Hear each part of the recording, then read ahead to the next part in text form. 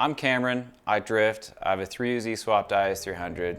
My wife drifts and she has a boosted 2J in her IS300. I'm trying to turn it into a grassroots comp car.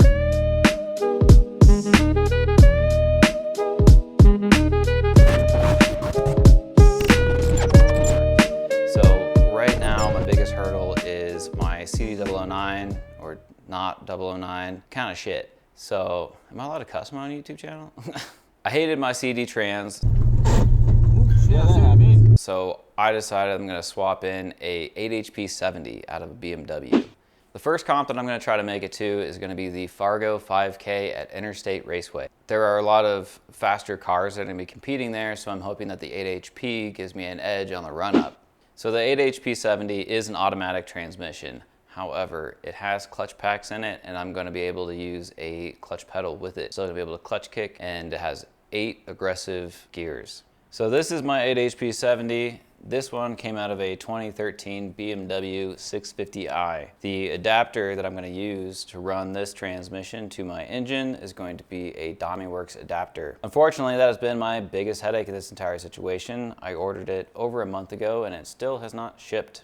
It was supposed to have shipped today. I have not got any notifications about that. I'm also going to be running a DomyWorks driveshaft adapter, and I'm going to be running a perfect tuning sequential style shifter. I'm gonna have to make a custom transmission mount for it, but I'm not too worried about that. Otherwise, it just plugs in, gets tuned, and rips. The biggest problem with these transmissions is that they are very large and they are very heavy. This weighs in at about 250 pounds, and it would definitely not clear as easily if I didn't have the 3UZ in my car. The 3UZ sits further forward in the engine bay than the 2J does, so that gives me more clearance for the bell housing against the firewall. Otherwise, as you can see, I had to shave off a lot of the ribbing on it.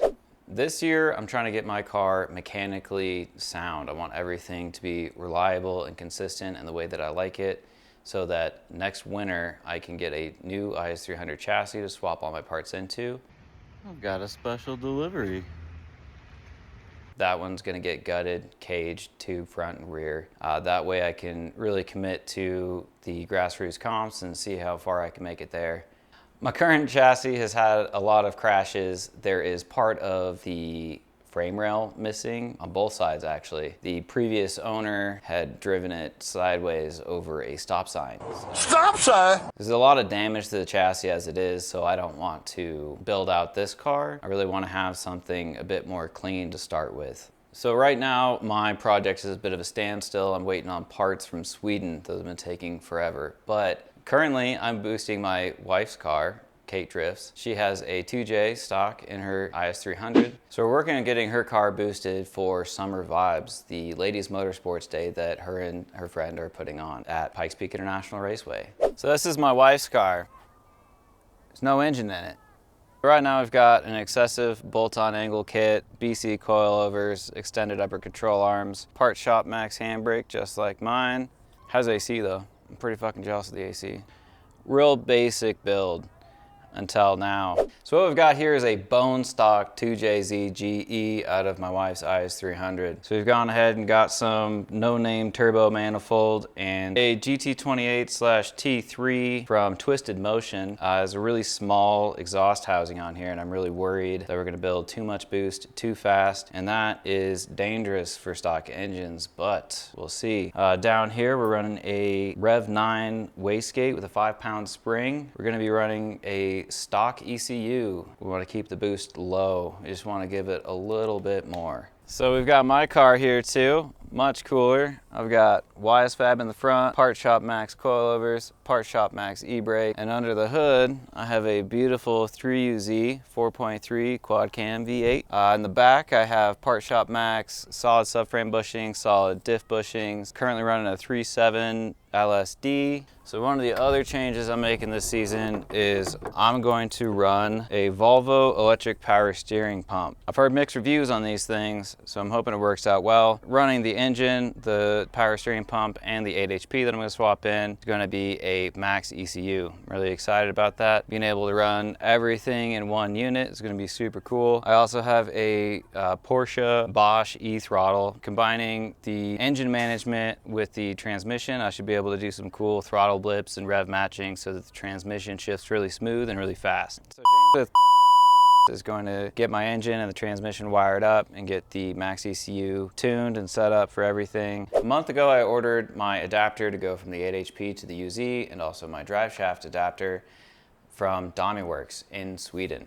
Parts were on back order and they still haven't shipped out, and I don't know how long the shipping is going to take. Once I get the parts in from Damiworks, I'll be able to bolt this engine up. From there, I just have to get the drive shaft made and then haul the car up to with the For now, while I'm waiting on parts, this is going to go on the back burner so I can work on my wife's car. We need to have this one done by Thursday so she can go drift on Friday. And then June 5th, we have Summer Vibes at PPAR. We want to have both cars there and working. I don't know if I'm going to get that done. Her car should at least be done. Her car has to be done one way or another. After Summer Vibes, I plan on doing all out-of-state events. The tentative plan right now is hit up Affinity Circuit in Oregon, Spirit Peaks in Seattle, Interstate Raceway in Fargo, and the Thunderdome in Sturgis. So check me out every Friday. I'm going to be putting out a video every single week. I'm going to give you updates on the projects, the builds, and where I'm going. Yep, that's it.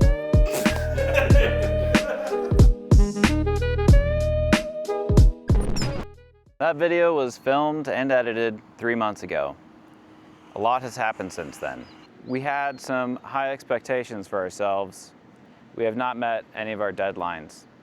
However, this runs, that runs, and in the next video, I'm gonna catch everybody up on what happened. It's gonna be abridged, but from here on out, I will be posting and posting more often. I'm not going to hit the weekly deadline. That is a bit ambitious, but I will try. I will post on Fridays, just maybe not every Friday. Thanks for watching, peace out.